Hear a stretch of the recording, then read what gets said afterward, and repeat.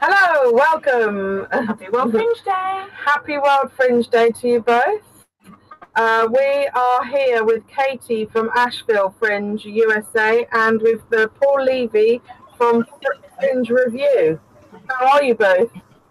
Good. How are you, Paul? Good. Paul's in Costa Coffee, Victoria Station, London, right now. Well, we're a bit worried here in the UK. You're worried? Yeah. The trains are going to be busy because everyone's going home early to watch the England football match. Oh, the football's going on, isn't it? Yeah, your microphone's sounding a little bit echoey. Yeah, you've not got much reception, maybe. Yeah. So tell us about Asheville Fringe. Oh, Asheville Fringe is amazing. This is actually just my third year with the festival, and I'm a longtime Fringer. I started off in Chicago Fringe years ago, and went to LA and Boulder and all around the country. And so when I landed in Asheville, they were like, "Oh, you should join our Fringe." So yeah, it's been a great experience. We are sort of the weirdest of the weird. That's our thing, and one of our shows takes place in a big purple school bus called the Zoom. It's amazing. And we do a lot of things in like bookstores and libraries and coffee shops, a lot of fountain spaces. And I think our Fringe is very fringy. It's very under the radar. You could almost run into a Fringe show without knowing it, and that's happened a lot. And then people are like, "Oh, this is amazing, I'm hooked." So it's grown every year that way. So the Great Yorkshire Fringe, who we spoke to this morning, were talking to us from their Fringe bus, so you've got something in common with them. Oh, I'll have to talk to them. That's great. Yeah, you will. Fringe bus family. Fringe bus. So Paul, can you tell us about Fringe Review and what you do?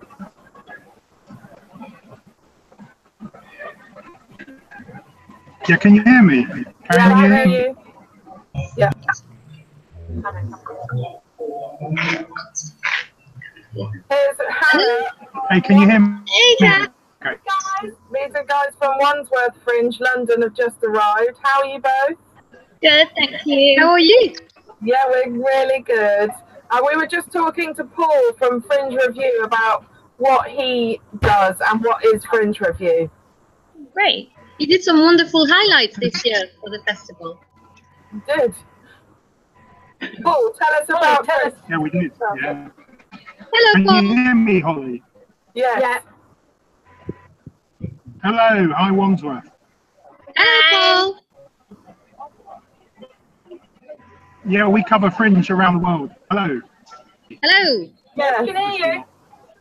Okay. We can Yeah, hear we cover Fringe around the world, but I'd say Fringe Review's failing because every time we cover another Fringe, 5 new ones crop up somewhere in the world. And how many fringes do you cover, Paul? I think we cover about a dozen, but what's really nice to Fringes is that they really have that traditional Fringe spirit where it all began in Edinburgh. They're small, they're encouraging new local work, they're not big and corporate. And it's really exciting to see a Fringe that pops a new place with that spirit. And is that something that is an ethos of yours, is to cover the smaller Fringe festivals? I think so large. If we can cover, even from a distance, we try to. But even up in Edinburgh, we try to find out and not just cover the big stuff that's got the big marketing budgets. I think that's exactly what Fringe is really about. It's about new, exciting work, affordable, young people and older people doing new work. Something exciting, something fresh, something that's a reaction to the mainstream. That's what Fringe is for us. Yeah, totally. How about in Wandsworth? Tell us about your festival there. Which is also mine as well, by the way. Well, I think what Paul is saying is very much applicable to Wandsworth. We have a lot of artists taking part at different stages of their career. So a lot of emerging artists take part to find kind kind of find their voice, find their audiences. But we also have some accomplished artists who come and try and experiment new ways of sharing their work with audiences. And this idea of experimenting, things that might not be for the mainstream or not ready for the mainstream, is very much happening here, and it's what makes WAF very exciting too. Yeah, Yeah, definitely. And because you're in a very big city there, how do you feel that you fit into kind of, as a borough, a very large borough of London? How does that affect your Fringe? So that comes with its challenges really, because it's really hard to create the buzz and have the visibility that more concentrated fringes can have. But it also gives us access to a very wide network of venues, producers, artists, and also very very varied audiences in terms of cultural diversity, economic background, engagement with the arts. So it comes with its own challenges, but its own opportunities as well. Yeah.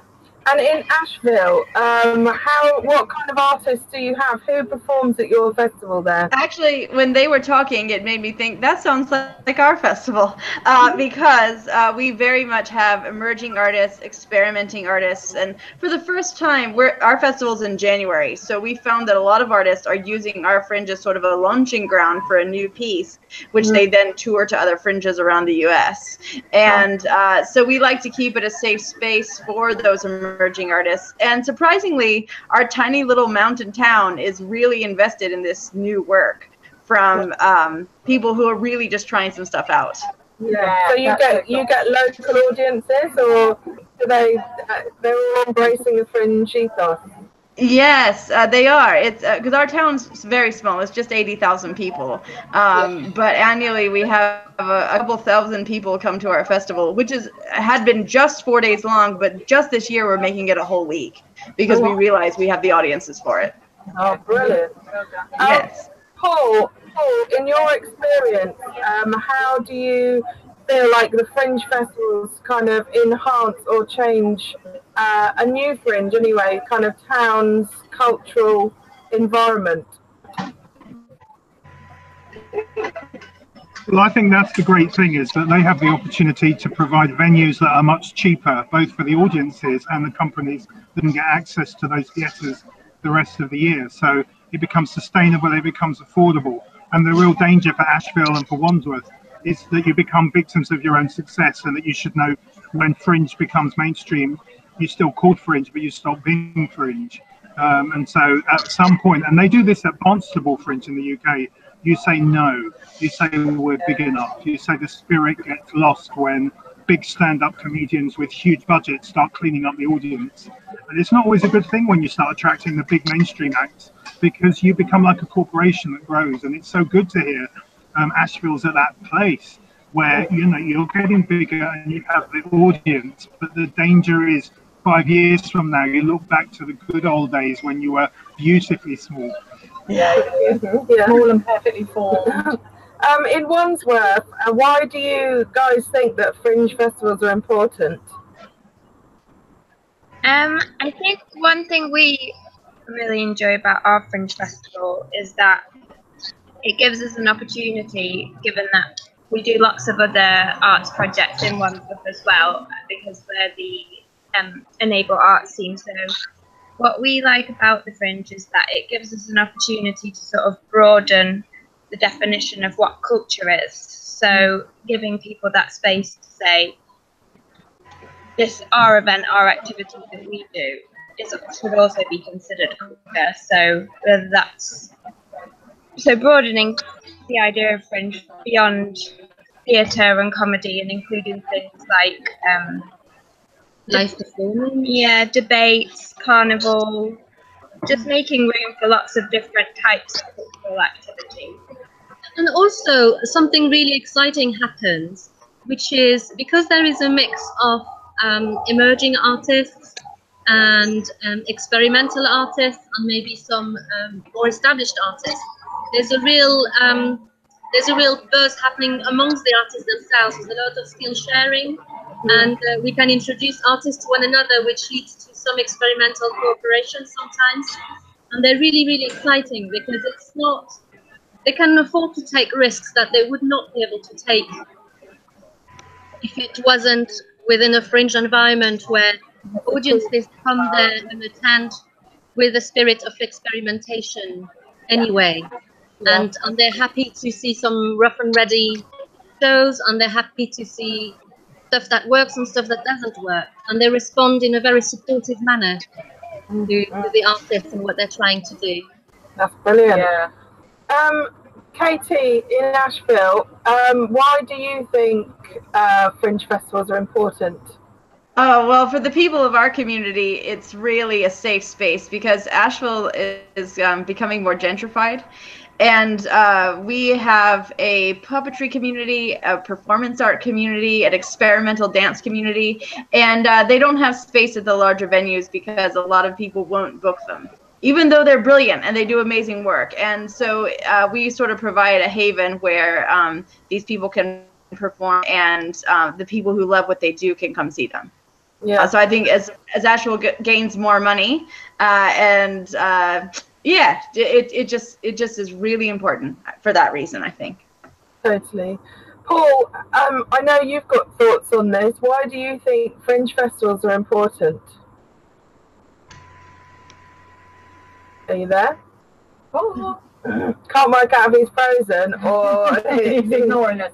Are you ignoring I us? think he might be ignoring us. No, I think maybe Paul has gone. I'm not sure if he's having some technical difficulties. We're going to leave it in a minute, but before we do, is there anything you would like to say to viewers about how to get involved if they want to come to your Fringe festivals? Go ahead, Wandsworth.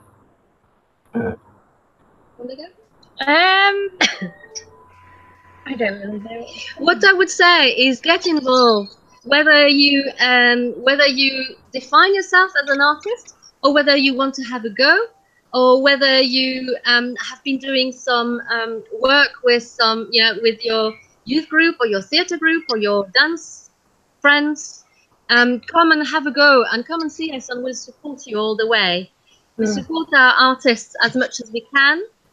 Some of them with some seed grant funding, and some of them, I mean, our wonderful producer, Cass Matos, supports the artists with finding them a venue. We help them try and find partners. We help them massively with the marketing and giving them visibility. So I would say, whatever your background and however stage of your career you consider yourself in, come and talk to us and have fun. Yeah, brilliant. How about you in Asheville? Parting words of wisdom. Oh, well, Asheville, we actually have our applications open just now. So artists can sign up for our festival in January. And we do have an adjudication process, but we say bring on your most experimental stuff, and we're delighted to see it. And we also have lots of other ways to get involved. And so if people visit ashevillefringe.org, they can find out all about it. And it's a really supportive community. So, yeah, people can feel safe doing what they love.